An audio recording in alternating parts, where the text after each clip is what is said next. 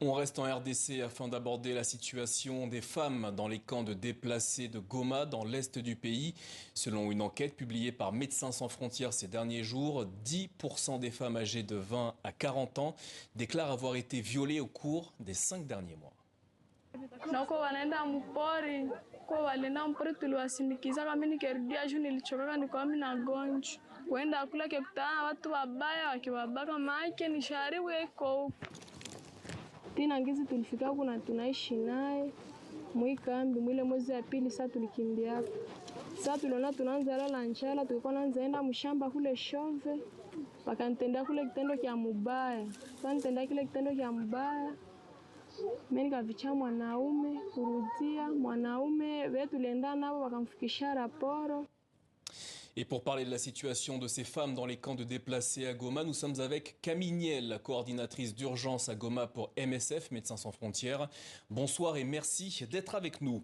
Les témoignages que l'on vient d'entendre ont été réalisés par MSF dans le cadre de cette enquête. Tout d'abord, pouvez-vous nous expliquer comment MSF a mené ces investigations ?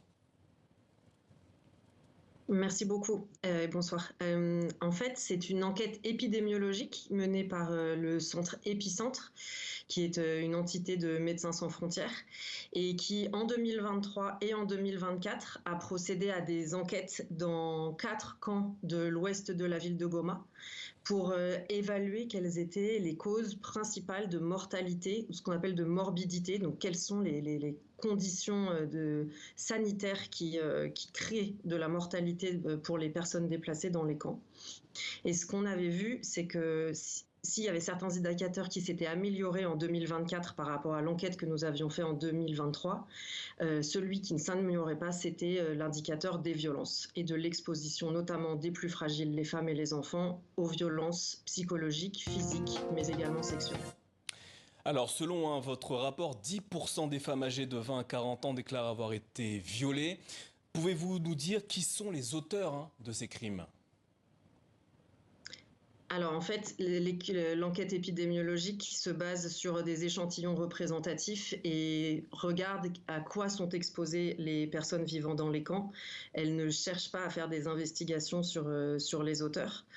Toutefois, dans la mesure où nous accompagnons dans plusieurs cliniques de MSF dans les camps beaucoup de femmes et d'enfants victimes de violences, on sait qu'il y a une forte proportion d'hommes armés qui commettent ces crimes.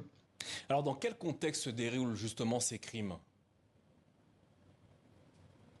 En fait, il y a plusieurs facteurs. Déjà, une très forte augmentation du nombre d'hommes en armes à l'intérieur et autour des camps de déplacés, alors qu'on le redemande toute la communauté humanitaire assez fréquemment de respecter le caractère civil des camps et d'assurer la protection des personnes qui vivent dans les camps, telles que vous êtes en train de les montrer dans les images. Ça, c'est un premier facteur aggravant. Le second facteur est qu'il n'y a pas assez de nourriture et pas assez de moyens d'existence sur les camps, ce qui pousse les femmes à aller loin dans les champs et dans la forêt pour pouvoir récolter du bois de chauffe, pour pouvoir collecter quelques nourritures pour ramener à la famille. Et lorsqu'elles sont dans ces environnements-là, elles ne sont plus du tout protégées et encore une fois sont exposées à des hommes et à des hommes violents. Les victimes de ces viols bénéficient-elles d'une prise en charge ? Nous, chez Médecins sans frontières, nous avons 7 cliniques réparties dans les camps de Goma qui assurent une prise en charge holistique, une prise en charge globale des victimes de violences, à la fois sur le point de vue médical, mais aussi sur l'accompagnement psychosocial. On fait de la prophylaxie, on fait de l'accompagnement, tous les types de soins, mais on sait que c'est pas suffisant et à la fois en termes médicaux et à la fois en termes de protection. La réponse humanitaire est largement insuffisante pour faire face à cette épidémie de violence dans les camps de Goma. Alors tout à l'heure, vous avez évoqué la sécurité dans et autour de ces camps. Est-elle suffisamment assurée de la part des autorités ? Pour nous, il y a un défaut de protection et un défaut de contrôle de la multitude d'hommes en armes qui ne sont pas tous rattachés à des commandements stricts et qui créent cette insécurité en permanence. Donc nous, de notre point de vue, les camps ne sont pas assez protégés et les plus vulnérables qui sont dans les camps, puisque majoritairement ces camps sont composés de femmes et d'enfants, ne sont pas assez protégés. D'après votre rapport, la fréquence quotidienne et le niveau alarmant de violence et particulièrement sexuelle perdurent à l'intérieur et autour des camps de déplacés.